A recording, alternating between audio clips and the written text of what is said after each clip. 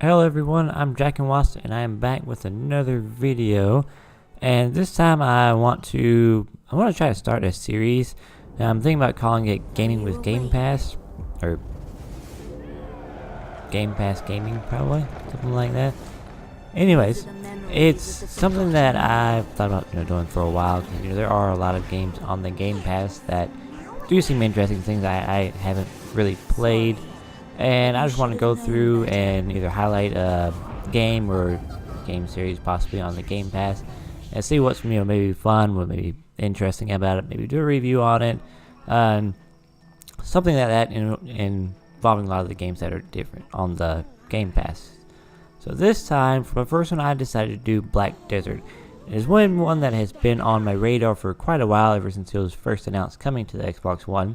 And I hadn't heard of it until then, and it did seem interesting, but I never actually got it or got into really looking up much on it. But they did end up adding it to the Game Pass, so I decided to go ahead and check it out, and I wanted to share what my thoughts are. Full caveat, I've only, in full disclosure, I've only played about 3 to 4 hours so far, and with an MMO that is an extremely short amount of time. I mean, that's like barely a ripple, barely anything. And what I wanted to do was I want to still give some of my thoughts are so far and how much fun I have, say how much I have enjoyed it, and some things I have encountered in what I've done so far in the game. Is I can say right now, one thing I am really enjoying is the combat. It definitely leans more towards Dragon's Dogma action RPG type of combat than you have a lot of your other MMOs. It's not quite as slow paced. You're not just back there doing this little special attack or waiting for this to happen. Everything seems to be on a pretty quick cooldown and a pretty quick little button presses, and you're pretty much doing that action. You're doing the little spell and or whatever it is you have at that time. Now, I will say it does have some problems. Yeah, I have noticed that there is. I'm playing on the original Xbox. I will go ahead and say that I'm in the original Xbox One, and there is definitely some technical issues on that side of it. There's definitely some frame rate drops. I mean, there are times where it's just like I have my characters just kind of pause for a second, only to skip forward, and that's happened several times, and it still happens, unfortunately. So there are those issues there. The graphics that actually looks really good. I definitely enjoy the graphics so far. There has a little bit of kind of blurriness to some of it. That's my only issue. But everything overall, they look very gorgeous, and it looks nice for the game, for at least especially for the game that it is. From here, I want to talk about, I guess, some other issues, some other problems I've had, some other things I've run into.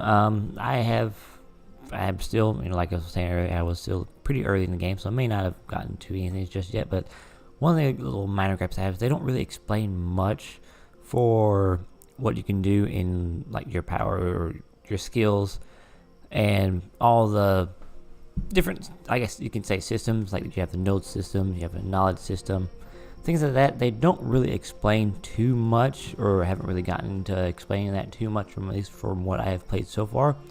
Honestly, it could be further down, a little bit further down the road. Like I said, it is an MMO, and you are usually expected to be in for a long haul, and I'm still considered probably in the tutorial area for it.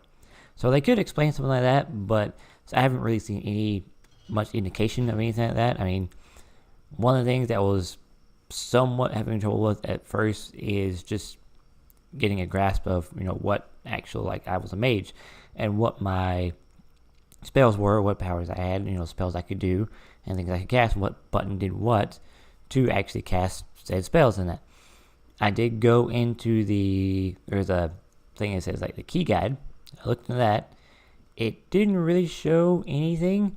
It just said, just a very basic, this does, B does one attack, A does something else, X does another one, you have right trigger and left trigger, or right trigger, and RB are like your main and secondary attacks there, but it didn't really explain completely what they were and what it was. So I ended up having to go into the skills just to see if it's like, okay, well, it doesn't really show much, so maybe I could just assign it. Like assign a certain spell to B or assign a certain spell to a certain one. So I went to skills to find that out, and lo and behold, that's actually where it was. That's where it ended up just showing you, hey, it was actually a combination of buttons will do certain attacks, and this combination will do this, spell when you have it unlocked.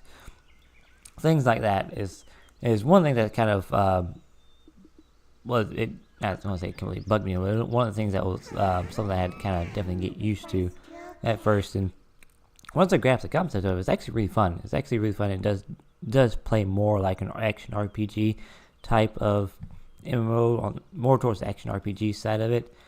That's actually one of the things I actually like. And I think it's a little bit interesting on how they do actually some of the button combinations. Just like certain buttons will do attacks by themselves, but your combinations or buttons or your other skills at that for you. It's like, I know one was like pressing like the right trigger, and RB was one of them. One was the left trigger and the right trigger. The other one was like, down on the left stick, and X does another attack. And that's actually kind of interesting, how they end up mapping them that way. Because most of the time, at least for me personally, what I've seen in a lot of your RPGs or just any combat or system, you have like a combo system, or you just have like just regular heavy attacks and light attacks, and then you just have things that you can assign to certain buttons that will do skills you assign to certain buttons. This one seems more like it's your skills are already mapped to certain buttons. It's just unlocking them, and then it's a certain combination of the button presses and whatnot as you would press at the same time. It does it that way. So I thought that was actually kind of interesting, something I ended up finding out. Overall, I'm definitely enjoying my time so far. I definitely still am at the very beginning of it, and I still want to continue playing it because there are a lot of little systems that I want to continue learning and seeing what I can do, because it is a lot, seems like it so far. That's another thing I do somewhat caution is this, unless it gets to a point later on where they do actually explain a lot of things like the knowledge and the nodes. It is something that you have to kind of look for outside sources on, how to do things, and learning it, just actively learning what to do, and getting the most out of it. That's usually what you can do to get the most out of it. In any ways, you have to do things like that, or just do some kind of experimenting and whatnot of things that would go on from there. But I think that's going to be it from this video. Like I said, overall thoughts, I'm definitely having fun. It has some issues, some complaints and that, but I'm definitely still enjoying it, and I will continue to play it, and possibly get more updates on how I'm liking it still so far. But that'll be it. I hope everybody has a blessed day and has a blessed evening, and I will see you guys in the next video. Thank you. Bye.